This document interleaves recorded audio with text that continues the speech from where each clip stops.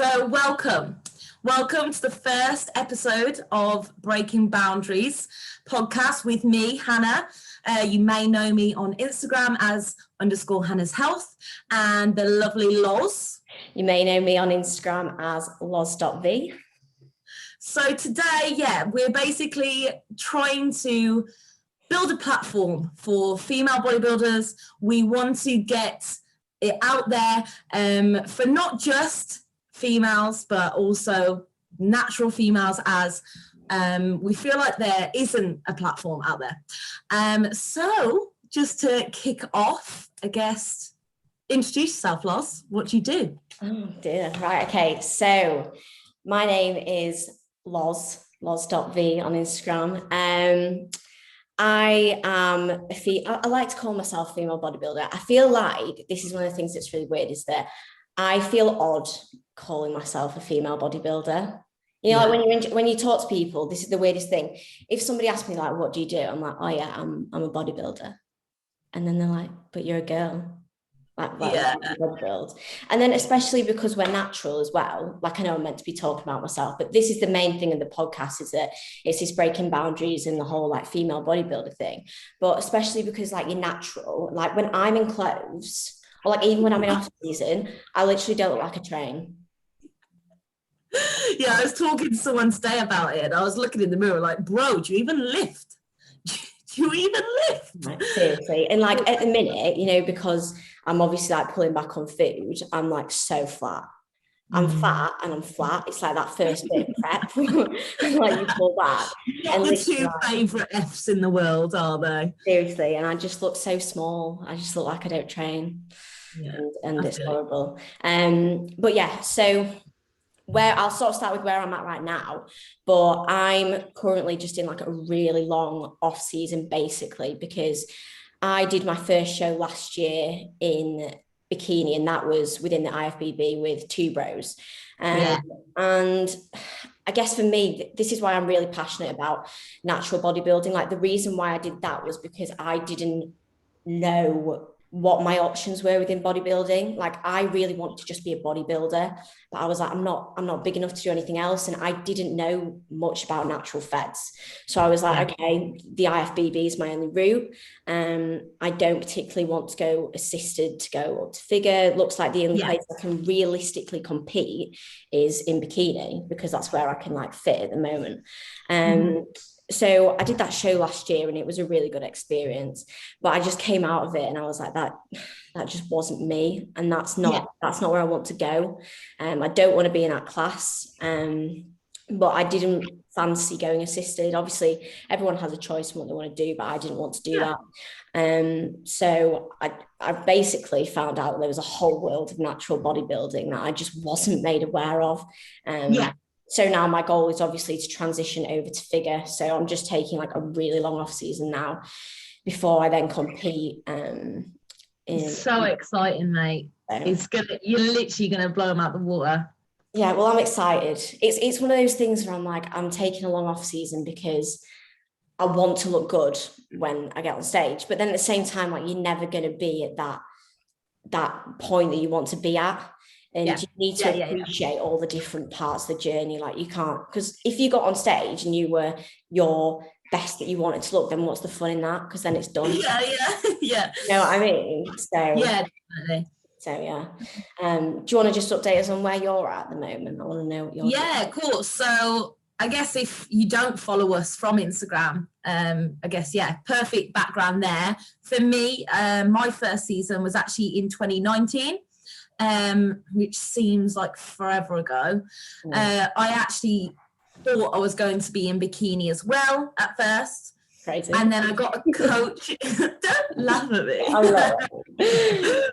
And then I got a coach in the April, and he was like, yo, try out these new poses. And I was like, I'd never even heard of figure before. So I was even less aware of you. Like, I literally didn't even know figure really existed. I definitely didn't think that I would be at a level to compete on stage in figure. And he was like, so we're going to do tone figure in 6 weeks. And I was like, okay. So my first My first prep was 6 weeks. Jesus. That's mad. Yeah. Placed second in that. And then 2 weeks later, did another show because they already told me that was tone figure. They already told me I was too lean. And by the way, in case anyone doesn't know, Hannah was like ridiculously shredded. Like if you don't follow her on Instagram, go and have a look now because it's freaky. It's awful, but it's freaky. Like she was so. It's one of those, you know, where like you show photos and you know people are going to be disgusted, and you're like, yeah, look. The thing is, though, that's what we want. Like I want to show someone a photo of myself, and for them to be like, that's not right. Yeah, like literally 9 times out of 10 the response is that's too much, and I'm like, yeah, it is. Yeah. I love it. But yeah, so they already said like I was too lean then, but so we filled up for the 2 weeks. I then went back to another PCA show and won that regionals muscle talk for PCA. Sick. So I was in about that, but then I like carried on. So that was like the June. I did have a few weeks off, but then I carried on prepping until September, October. And I dropped, I think I dropped another 6 kilo from there. And so that is when all those photos where I was like dirty lean. Yeah.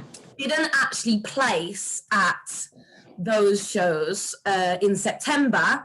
Oh, sorry, just going to go back. Something that you should know is that the first show that I did, we actually aimed for athletic figure because we knew that I was too lean. Yeah. So, fast forward again to September, and they pushed me into athletic figure. So it's like a weird whole circle. So it was really good for me in a way because I was so proud at the fact that a couple of months ago, they were like, you're not ready to be an athletic figure, but I'd continued to train so hard and I continued to get better condition that then in September they wanted me to be an athletic figure. So was that when you like went to the show and you were going to do toned, then backstage they were just like, you need to do athletic, and then you had to like learn different poses? Not even backstage though, mate. It was, I got on stage for tone figure and they literally called my number and were like, yeah, you're going to be an athletic. And I was like, all right. I like went off stage, cried for approximately 4 seconds, and then I was like, right, come on then. I was like, I've got some shit to do. I had like 10 minutes, but then obviously you have to re-pump up, re-psych yourself up, like refocus. Yeah. And like I tried to do that. Went on stage and didn't place, but at the end of the day I was on stage with women that had been my fucking wallpaper for months. I was on stage with women that I was genuinely looking up to for years to come. So I was like, lol. I knew that all I had I knew that all I had was like sass and a smile. That was it. So I was like, I'll just bring that. That's all I would give. That's a big part of it though as well, isn't it? Like a lot of people can have the physique, but if they don't have that presence on stage, then they've got nothing really. Yeah.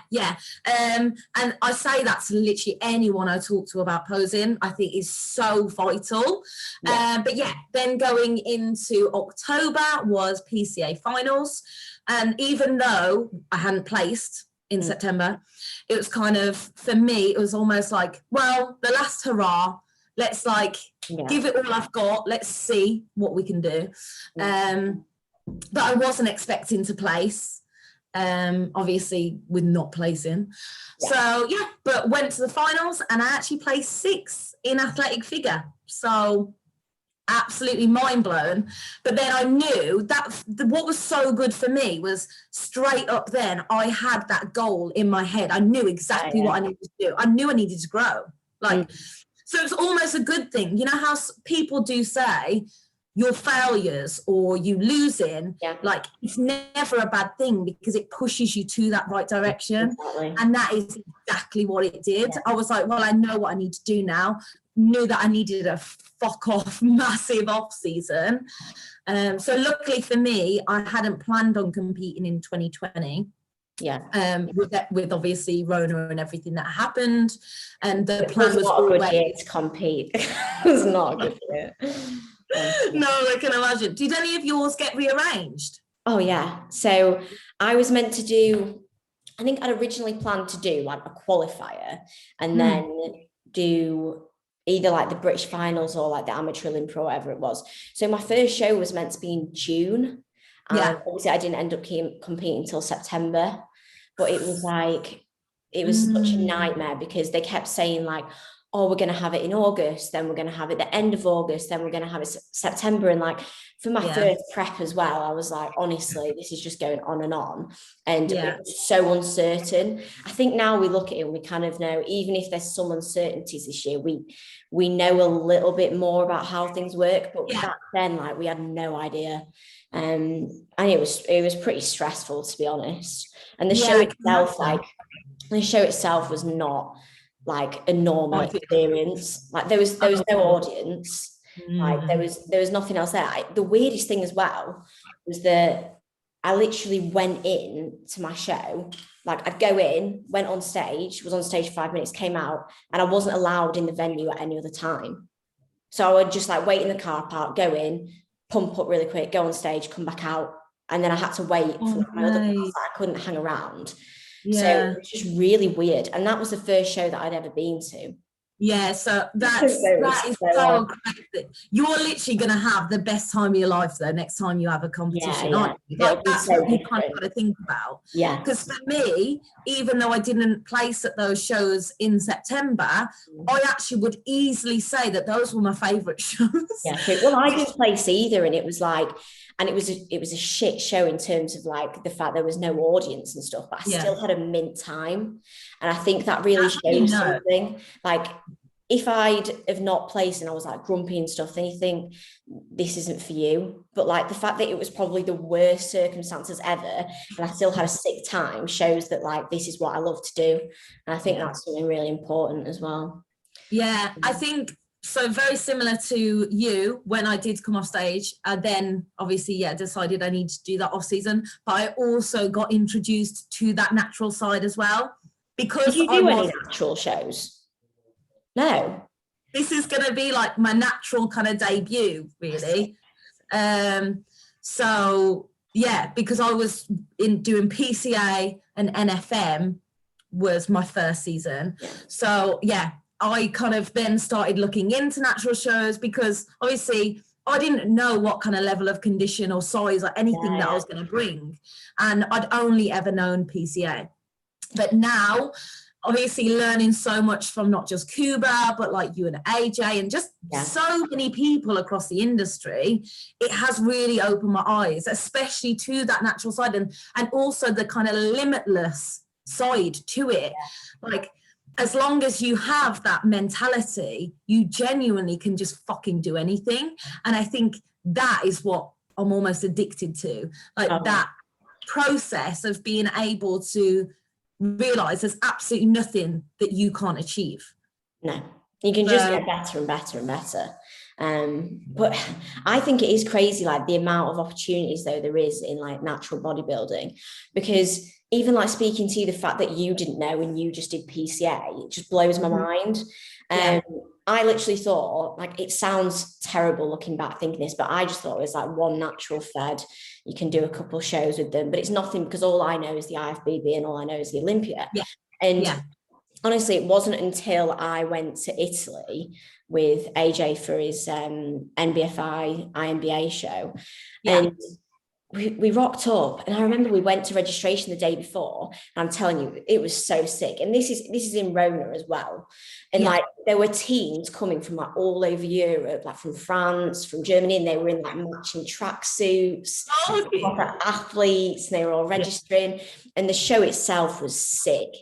And like I just didn't realize that those were like the kind of opportunities that you had. And obviously with the IMBA, PMBA as well, you can do like Natural Olympia, there's European Championships, there's World Championships. And then AJ would obviously tell me about all the previous experiences that he'd have with like Worlds and all like the pro cards you can win. I'm just like, why do I not know about this? Exactly. I mean, obviously this new collaboration between the two federations, like this is taking it to that other level as well. Obviously watching the podcast where they like answered so many different questions, that is definitely something that any natural competitor should go listen to or watch, by the way, because it was so insightful. Even Lee gives really, really good insight, really good. Yeah. And even just kind of getting to know Lee a little bit more as well, because again, like I have had no experience with that side of things, with that federation, with them as people. And it really showed how much he wants to do for natural competitors as well. It's amazing. Like, he doesn't take anything from that federation at all. He gives everything to the athletes. Like, they sponsor athletes to take them to worlds, like as part of their UK team. Like, he does everything for the athletes, and like that is amazing to me, to know that it's literally just for the federation. That's why I like UK so much.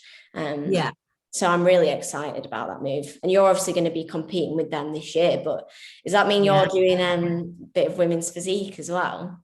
Yeah, so because of that new collaboration, no, it's a good thing. It's always a good thing. No, it's honestly, it is.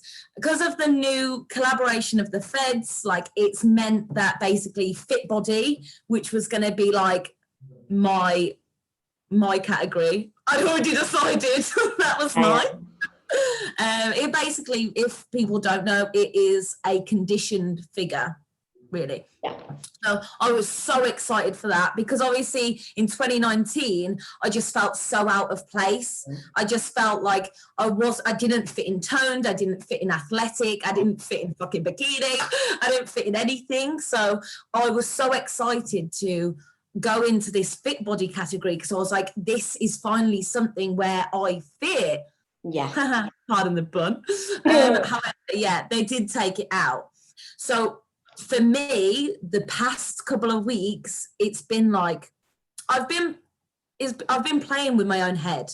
The first few days when I found out, I was gutted. I was like, this is it all over again. It's going to be 2019 all over again. Just means I'm either having to come in soft to do figure, to fit figure. But I won't enjoy that. No. I won't enjoy it. Like, that is probably the best choice for me if I want to win. That's the best choice. If I want to come in and be very competitive, that would be the route that I would take. However, I would know that I'd get on that stage and I wouldn't feel that I was my best. No, and as a result, you actually wouldn't look your best, because if you don't feel it on stage, you're not going to look good. And for me, like, that's way more important than winning the trophy. Like, I would rather be in my best condition and my best shape, knowing that I'm getting on stage and I worked my fucking ass off for that. I would 100% rather that and not place, because again, I know that would then drive me to then continue to bodybuild. You know, I'd almost rather be to an extent a small fish in a big pond, because then you've got so much to constantly aim for. Instead of, some people, don't mean to, like, I guess, categorize, but I know quite a lot of men's physique men where they're at the top of their game. And, well, like in an amateur level, they're in the top of their game. And they won't push any further. They won't drive any further, because they don't want to then go against, into like another category. They'll never win for like years, and that scares them. So they just restrict their training, or they just don't push as hard. Whereas for me, I'm now going to have to go into women's physique so that I can allow myself to bring that condition. And I'll probably be the smallest on stage, but it's okay. Honestly, though, I think you'll do well in that class, because there's still a women's bodybuilding class. So all the people that were doing women's bodybuilding are going to be doing women's bodybuilding. All the people that were doing figure are going to be doing figure. So all that's left is the people that were doing fit body. And those people that were doing fit body are going to be doing women's physique. So it's still the same. I reckon it will evolve over the years as like it becomes like more of a common like category in the UK FBA. But I think like for this year as well, I do think it'll be a good class for you, and that's where you're going to fit right. Like, and the thing you have to remember, like the women's physique that we know in the IFBB, like that's not the same. Like it's not the same. But I think it's just the poses. So the first few days for me in my head, I was like IFBB thinking women's physique. I was like, well, thinking about like foreign. Literally, like excellent.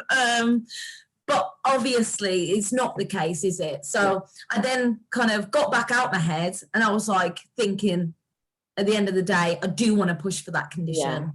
So this is the right place for me. So yeah, I start prep in less than 2 weeks now. Oh no way. I know. And I'm going to be 21 weeks out. So I'm currently sitting at like 73 kilo. So peak off season for me was 78, but my 2019 stage weight was 51. What? At 5'8", you were 51 kilos. I was dead. I was actually. You were just a walking skeleton. My mum actually used to say that to me. She'd be like, "You look like one of them models out of the science lab." And I genuinely was, mate. I couldn't walk around the house without really fluffy socks and trainers on because it hurt the bottom of my feet. Oh my God. You could have gone into like GCSE science lessons and been like an anatomy, like a skeleton. But yeah, so I'm very excited because obviously different coach, different approach. And I know that it's and obviously a much longer prep. Well, yeah.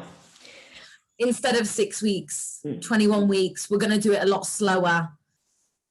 Yeah. You know? I also think like you've been working with Cuba for a while now as well. And that's really important because you've done an off season with him. You pushed pretty hard. You've also pulled back and done a mini diet and then pushed again. So he knows you very, very well and he knows your body well.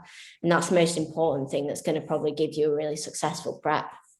Yeah, definitely, mate. And I mean, so right now I'm sitting at 3,800 calories training days and off-plan meal every 5 days. Yeah. Cardio 20 minutes twice a week for CV reasons, like we've discussed. Steps are 9,000. Like I feel I'm in a really good position. Yeah. And obviously something that we were going to cover anyway today. Gyms are reopening tomorrow. Buzzing. So it means that I can really push because being in my bedroom, it's been hard mentally. You've done a ridiculous job though, like honestly. I've not seen anyone else train like that in their house. I'm surprised you've also not like killed yourself. I've had a few accidents. I've had a few things for the first day, right? I had this squat rack, and I had the pole across it, and I'd hooked over this pulley system. By pole, sorry, I meant barbell. Wow, do I live? No, so I'm a nan. And I sat on the floor and went to do face pulls. The whole squat rack, everything fell, and I was like, what? It missed me, but Jesus Christ, there's been so many. Yeah, there's been so many things like that. But oh my God, yeah, that'll be really nice. Especially for your prep as well, like you need that consistent environment as well. So it'll be good for you to have that. That was the worst thing for me as well last year, was just not even being able to get into a bloody gym to train. Yeah. So much stress, which you just don't want stress. No. So it's gonna be really nice as well. We're gonna be back in Foundry, which has got so much equipment. I'm going to be popping down to see Cuba on Friday, just as a little check before we go ahead. Yeah, it'll be so good for him to see you in person as well. Makes a huge difference. Mm-hmm. Yeah. I think we've got so much to look forward to this year. I think that's what most people are looking forward to, is the fact that now things are slightly easing off. Yeah, I'm buzzing to just go to a show, you know. I really want to go to an actual show and like sit in the crowd and like there be other people as well.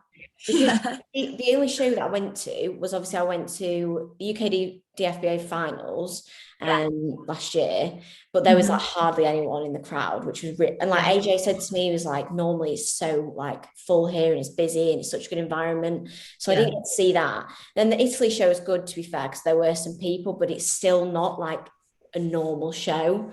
And like with the Italy one, I guess you weren't like with loads of people. Like when we go to shows this year, there's going to be like a group of us going, you know, like 20 people, like more than. We're just going to like take over. No, I'm so excited. I'm really excited. That's why I'm actually really excited that AJ's prepping this year as well, because then I can go and like watch all of his shows and everything as well. Because when I'm not prepping for probably like two or 3 years, like it's nice that there's going to be like other people prepping to kind of give me like a bit of momentum and focus.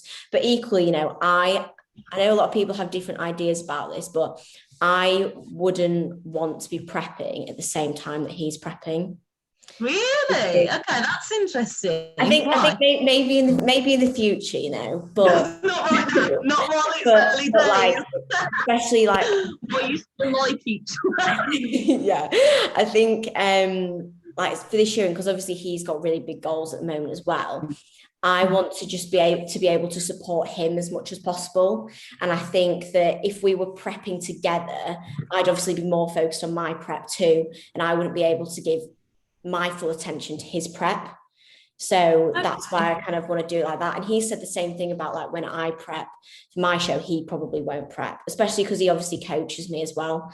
So he wants to be like on the ball. Like that's really nice. I understand that. I think so. I actually, between my last show, that's the only time I've been in a relationship. But I was with someone who was also prepping, and honestly, mate, it actually really helped. But at the end of the day, I guess you are still in that mindset of every day.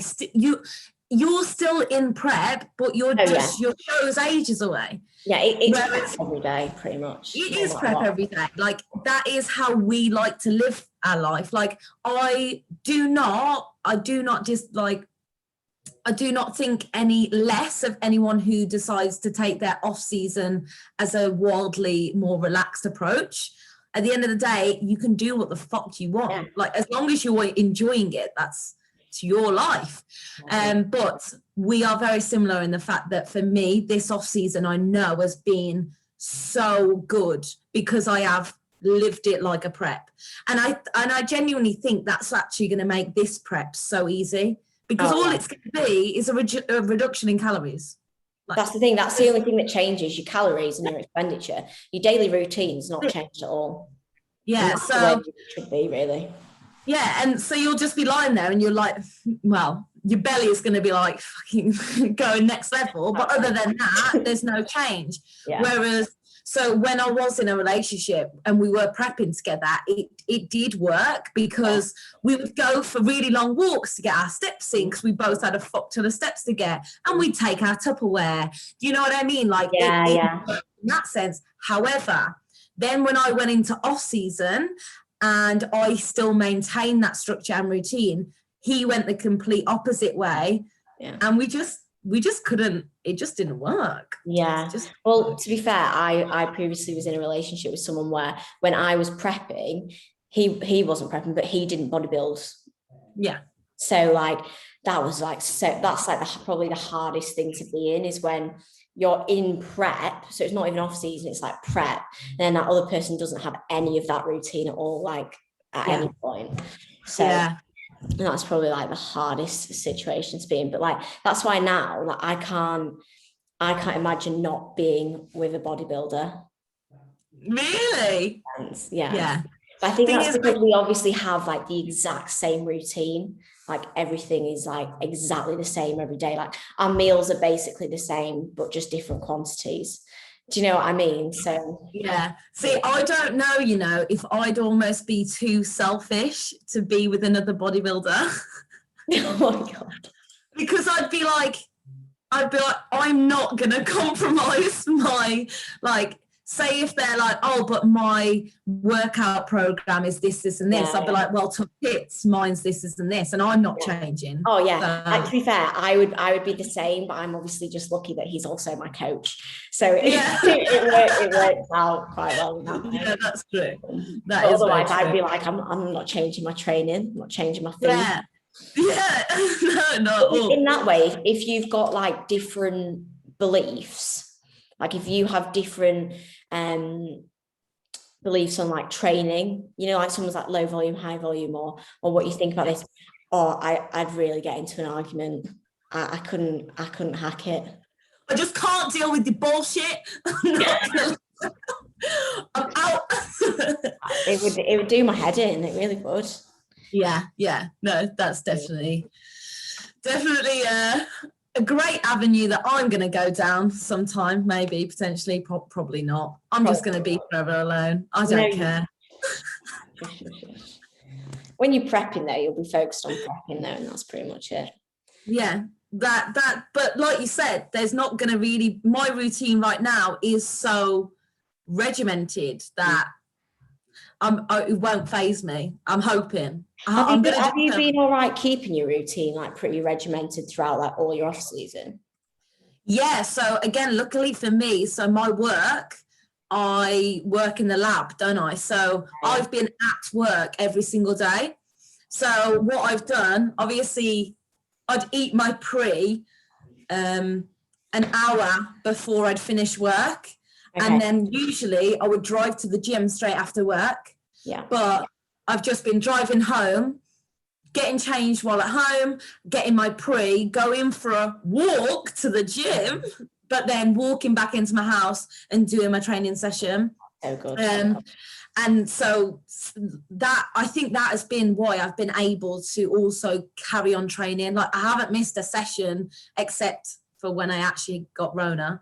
I haven't missed a training session at home. So it's been keeping, again, that routine has just kept me sane. And throughout off season as well. Like, I mean, I definitely prefer it when he takes all my cardio out. I'm not one of these people, you know, some people, they're like, oh, I'd love cardio. No, you know what I really don't like? It's not necessarily cardio. I hate the bike. I can get on stairs because if I'm on a Stairmaster, I have to move. Yeah, I have to move. You've got no choice. If I stopped, I'd just fall off and injure myself. But like on a bike, I have to be the one to like move. And like when it's like the day after legs and I get on the bike in the morning, I'm literally like, honestly, just not keen, just not down for it. I'd really rather do anything else right now. Yeah, no, I'm definitely the same. Like this little shit thing as well. I got on Facebook Marketplace because the monitor doesn't work. But like I've got a watch in it, so I just use that. So good. My life is actually like a pitch patch work thing. But so that's that, and I hate it a lot, and I can't wait until I can get on some stairs again, to be honest, because like you say, you have to move, and also you can put like your book out on the Stairmaster thing.